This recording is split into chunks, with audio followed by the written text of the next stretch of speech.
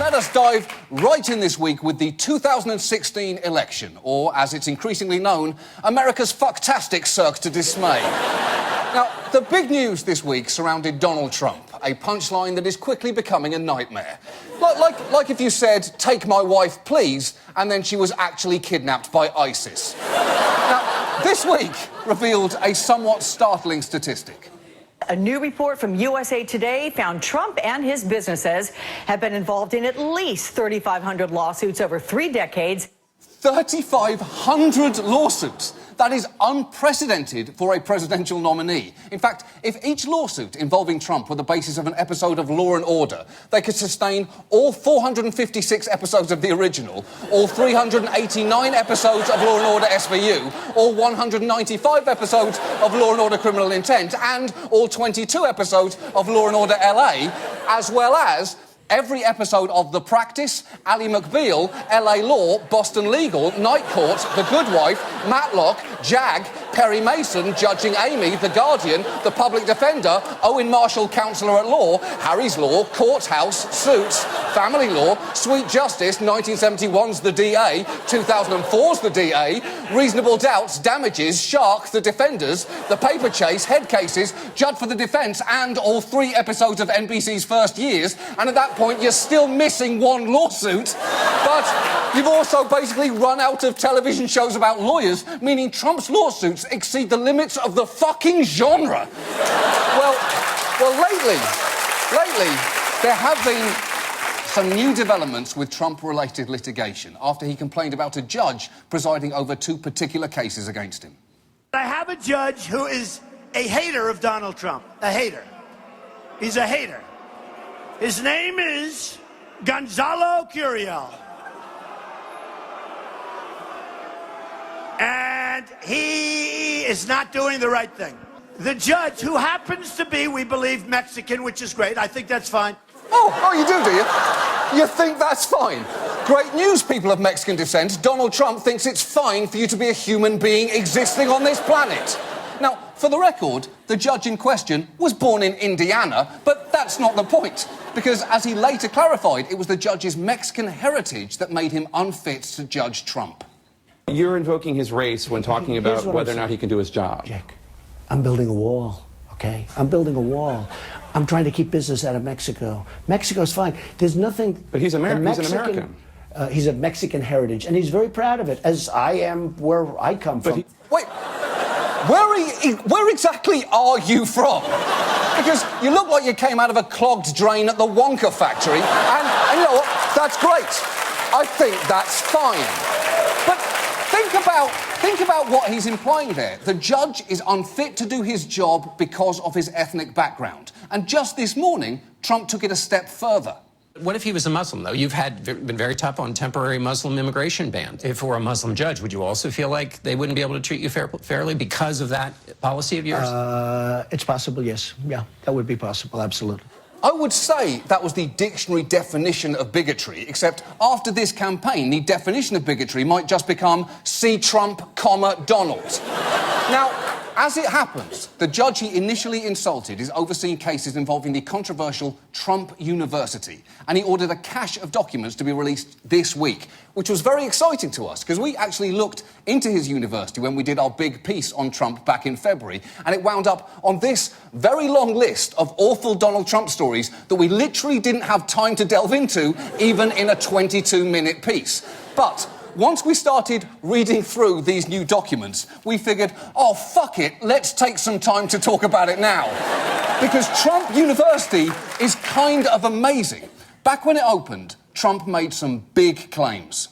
At Trump University, we teach success. That's what it's all about, success. It's going to happen to you if you don't learn from the people that we're going to be putting forward, and these are all people that are hand-picked by me, then you're just not going to make it in terms of the world of success. The world of success? It sounds like what Donald Trump calls his bedroom. Welcome to the world of success. Please enjoy a mint and a non-disclosure agreement.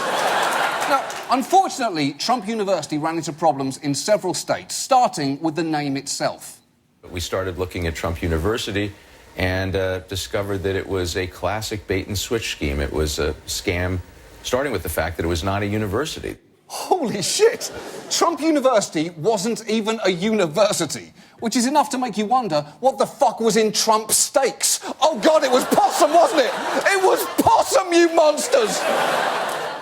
But the name was just the beginning, because remember how he had hand-picked instructors? Well, according to his own depositions, he did not personally select instructors for live seminars and was unable to recall the names of key faculty members. And it's probably good that he didn't hand-pick them himself. That would be dangerous. Anything Trump's tiny fingers touch turn into an ex-wife or an abandoned casino. And it doesn't stop there. According to the sworn testimony by several former employees, many instructors and mentors had no experience buying or selling real estate. In fact, one had worked as a salesman for Lowe's and another had been manager for Buffalo Wild Wings, or as I call it, B-dubs dubs. And even a former member of Trump's own sales staff testified that it was, among other things, a joke, a facade, and was just selling false hopes and lies. And to be fair, every university has sold some of its students false hopes and lies. It's just most of the time they call it a theatre arts degree. Now, these new documents also include several revealing playbooks of sales tactics. For instance, the room temperature was to be no more than 68 degrees, which is partly to keep students alert, and partly because Professor Wild Wings doesn't want the ranch sauce getting all gamey. There are also instructions on how to sell and upsell students, or as the playbooks call them, buyers, on expensive courses with typo-riddled tips like, if a client is adamant about knowing the price, simply say, our course range anywhere from $29 to $35,000. And if prospects seemed at all wary, there was advice for dealing with that. You must be very aggressive. One passage from the playbook reads, if they complain about the price, remind them that Trump is the best. You might laugh, but that is the same technique that Trump has been using to run for president, and apparently it fucking works. These playbooks are rife with sleazy salesmanship. For instance, employees were told to substitute the words thank you with congratulations so that the potential customer ends up thanking you, which is pretty obnoxious. If I started this show every week with welcome to Last Week Tonight, congratulations on joining us, you would quite rightly turn it off. And I know what you're thinking. Well, what about people who simply didn't have the money? Trump, you didn't really have a problem with that. A set of playbooks for the sales team coached them on how to market the courses even to single mothers with 3 children who, quote, may need money for food. Money, instructed the playbook, is never a reason for not enrolling in Trump University. If they really believe in you and your product, they will find the money.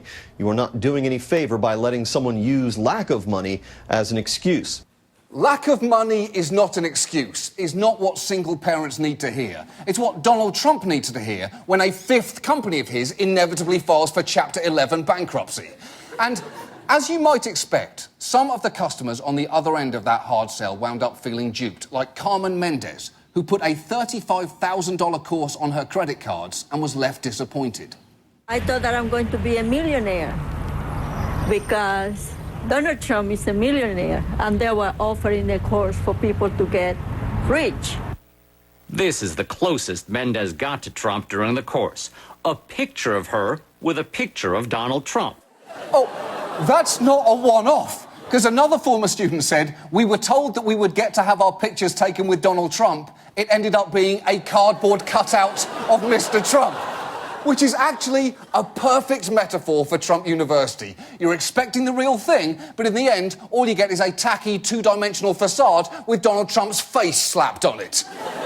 But perhaps the most suspicious thing of all is that the playbooks even include specific instructions on what to do if an attorney general shows up.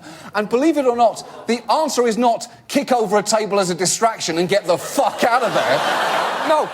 Apparently, you contact April immediately. And it also reminds you, you do not have to show them any personal information unless they have a warrant, which is suspicious advice for a university employee.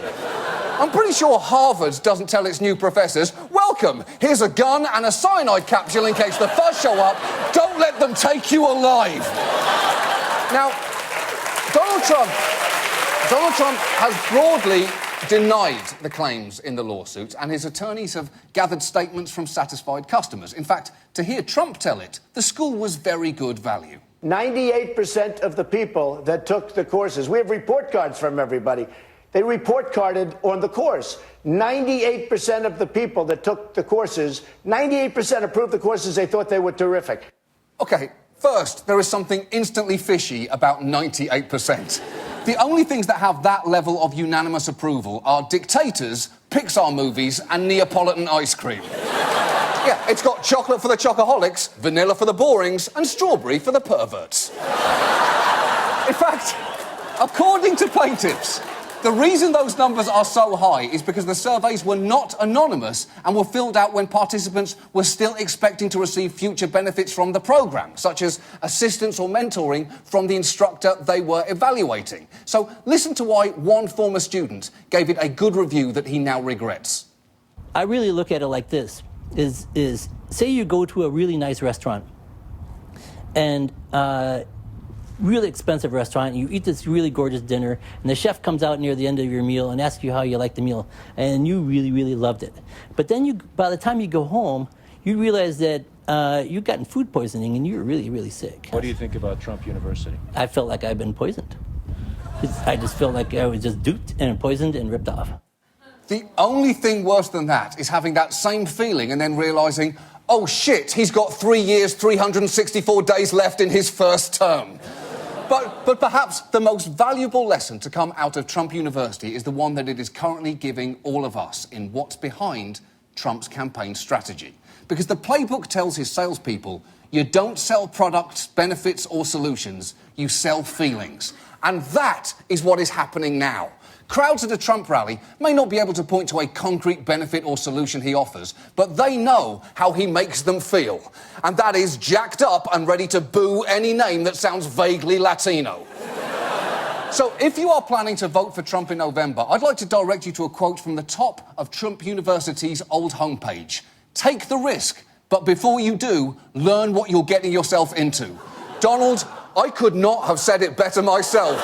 So thank you, or should I say, congratulations.